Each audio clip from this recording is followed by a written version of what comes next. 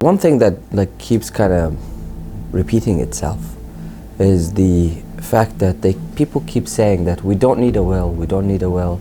We have the Quran, we have the Sunnah, we have the Quran, we have the narrations of the family of Muhammad for the Shia, or we simply just have the Quran. We are Quran only people. We don't need a will. We don't need that in order for us to be actually on Islam, on true Islam. And I think one of the things that kind of make this argument very strange to say.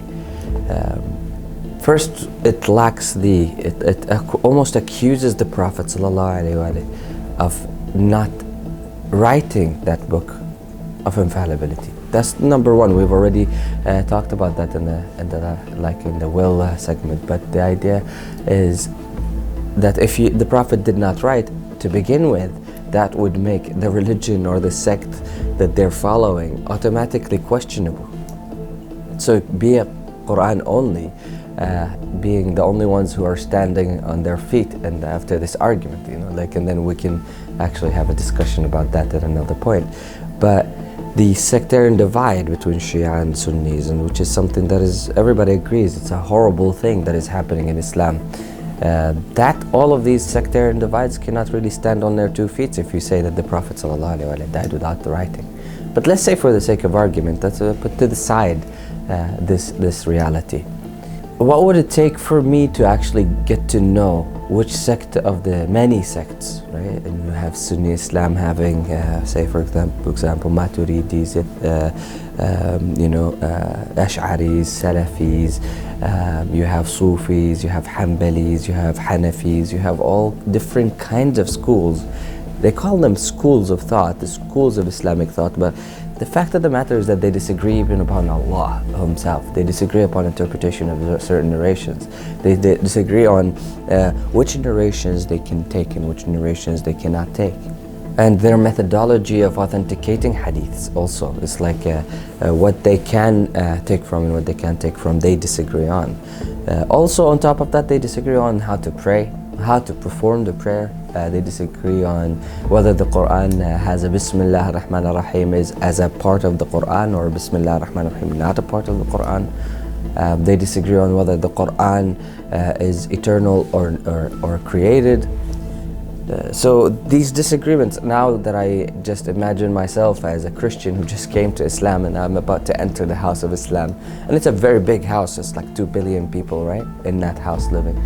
Now I enter the house, and as soon as I enter the house, I find all these sectarian divides, right? And each one of them is saying that they are the true Islam of the Prophet Mohammed ﷺ, with all these disagreements that they have. And that's just the Sunni side. Then on the opposite side, I have the Shia side. They have the 12ers, the 5ers, the Alawis, they have the Ismailis with all their sectarian divides. They have the Zaydis and many different other sects and so on. So now, as a person who just came from Christianity to Islam, now how am I supposed to identify the difference between them? It's simply everybody's gonna make me these very simple claims. One is that the Quran and the Sunnah is with us. Both of them, Shias and Sunnis, they have the same thing, the same argument. Quran, Sunnah. Because the Ahlul Bayt have left the Shia, they're in occultation according to the 12 verse. So now they're on the same wagon as the Sunnis. They are saying we have the Quran and we have the narrations of the Ahlul Bayt, and that's it. And that's what you need for now. Though the Shias themselves are split. So now how do we know? How do I identify? The next argument that they would place on the table would be, my sheikh is better than theirs. Trust my sheikh, trust me, bro, type of scenario. That's the best argument that they would have then. Trust me to identify for you what is halal, haram, what is true and what is false in the narrations, and that's it. Just my scholar studied for 60, 70 years, and we have chains that go all the way to the Sahaba. But the issue is that every side is claiming the same. Literally every side is claiming the same argument. And all of them can tell you, you go to the Shias, they take from the Sahaba that they consider to be good. You go to the Sunnis, they take from the Sahaba that they consider to be good. The Sunnis have many more Sahabas they take from, but the Shias, they say there is a coup and there is a scenario that that happened. So Technically speaking, if I was to listen purely based on their arguments, there is no separator. If we were judges sitting in a court of law, and these cases came to us, the Sunni and the Shia case and all their divides, we would just dismiss the case right then and there, as it became this sheikh's word versus this sheikh's word. Doesn't make any sense. The need for the will is absolute. Because with the will, you can just imagine in the same court, all of these guys are standing and they're saying, trust me, while then Abu Sadiq walks in with the will of the Prophet Mohammed saying, my name is in the will of the Prophet destroying literally every single argument that is on his way. There's nothing that is left standing, not the Quran only, not even the Quran only, they disagree upon the Quran itself.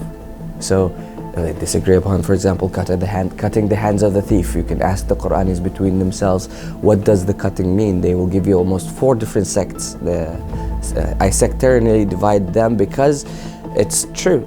One of them says the Quran, cutting the hands means that to wound it. Another person says to cut it completely. Another person says to cut their hands, meaning to cut their works and their labor from society. So that's at least three divisions between them, which they don't know which one is the right one, which one did God mean.